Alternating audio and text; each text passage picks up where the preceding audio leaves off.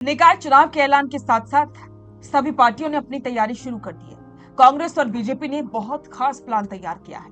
BJP ने तो बाकायदा प्रॉपर हर एक जिले के लिए मैनिफेस्टो तैयार किया है और इसके अलावा कांग्रेस ने कुछ इस बार अलग फॉर्मूले पर काम किया है। पंचायत टास्क फोर्स से लेकर के ऑनलाइन पोर्टल पर आवेदन तक बहुत से बदलाव कांग्रेस ने किए हैं। नमस्कार, स्वागत है आप सभी का द फैक्ट इंडिया पर और मैं हूं आपके साथ पूजा जादौन।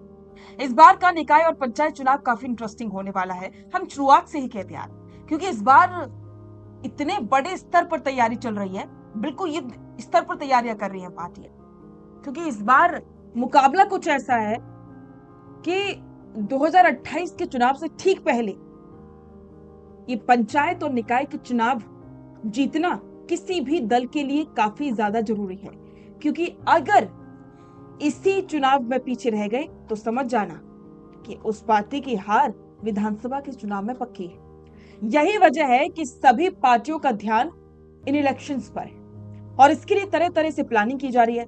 तो चलिए आज इस वीडियो में हम आपको कांग्रेस की पूरी प्लानिंग को बताएंगे। राजस्थान में नगरीय निकाय चुनावों की घोषणा के साथ ही सियासी हलचल तेज है।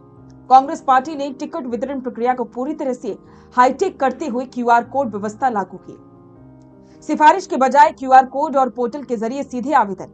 पहले ही दिन करीब 3000 दावेदारों ने पार्षद टिकट के लिए ऑनलाइन आवेदन किया। युवाओं के लिए 60% टिकट भागीदारी का लक्ष्य तय हुआ। यूथ कांग्रेस ने पंचायत टास्क फोर्स भी बना दी। अब टिकट बंटवारे में पारदर्शिता लाने और पारंपरिक गुटबाजी पर लगाम लगाने के मकसद से कांग्रेस ने ऑनलाइन पोर्टल और क्यूआर कोड व्यवस्था शुरू की। आवेदन के लिए प्रत्येक दावेदार को अपने वार्ड से 21 प्रस्तावकों के हस्ताक्षर अपलोड करना अनिवार्य किया गया है। अभियान की शुरुआत के पहले दिन सुबह ही 750 दावेदारों ने ऑनलाइन फॉर्म भरे। शाम होती होती यह आंकड़ा बढ़कर के करीब 3000 ऑनलाइन आवेदनों तक पहुंच गया। प्रदेश कांग्रेस कमेटी का दावा है कि इस व्यवस्था से जमीनी और सक्रिय कार्यकर्ताओं का सीधा डेटाबेस तैयार होगा।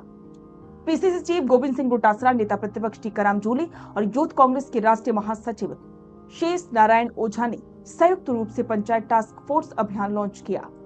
ये फोर्स उन युवाओं को चिन्हित करेगी जिनकी उम्र 39 साल से कम है और जो सीधे तौर पर किसी राजनीतिक संगठन से न जुड़े होने के बावजूद सक्रिय हैं और संविधान में आस्था रखते हैं। टास्क फोर्स का काम केवल यूथ टैलेंट की पहचान करके प्रदेश कांग्रेस कमेटी को रिपोर्ट देना होगा। टिकट का अंतिम निर्णय पार्टी के स्थापित मानकों के आधार पर ही होगा। डोटासरा के अनुसार पार्टी का लक्ष्य युवाओं को 60% तक टिकट देकर नए नेतृत्व को आगे बढ़ाना है। निकाय चुनावों के बीच सीटों के आरक्षण वर्गीकरण को लेकर के राजनीतिक तकरार शुरू हो चुकी। कांग्रेस ने 10 नगर निगमों में महापौर अध्यक्ष पदों के आरक्षण वर्गीकरण को लेकर के अदालत में रिट याचिका दायर की है। पार्टी का तर्क है कि 10 नगर निगमों में एक भी सीट एससी या एसटी वर्ग के लिए आरक्षित नहीं की गई है। इसके साथ ही ओबीसी आरक्षण के फॉर्मूले पर भी सवाल उठाए गए।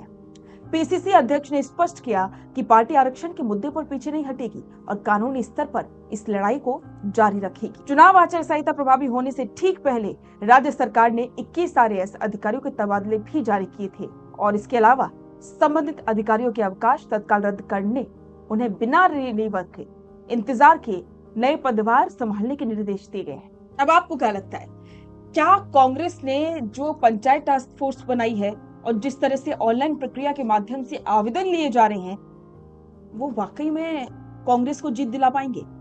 आपको क्या लगता है? आपके विचार कमेंट बॉक्स में साझा करें और ऐसी ही इनसाइड स्टोरी के लिए द फैक्ट इंडिया को सब्सक्राइब करें। अपना पॉडकास्ट शुरू करना चाहते हैं और चाहते हैं कि पहले दिन से उसे लाखों लोग देखें, तो अब ये पॉसिबल है जयपुर में। जयपुर का सबसे तेजी से बढ़ता हुआ digital news channel the fact India आपके पॉडकास्ट को वर्ल्ड क्लास बनाने के लिए जयपुर के बीचों बीच श्याम नगर में लाया है world class podcast setup, green screen setup. उसे शूट करने के लिए best state of the art facilities, editor से लेके लाखों फॉलोअर्स और करोड़ों वरी रील्स वाला यूट्यूब चैनल, और ये सब आपको एक ही जगह पर मिलने वाला है। तो पूरी जानकारी के लिए आज ही व्हाट्सएप कीजिए इस नंबर पर।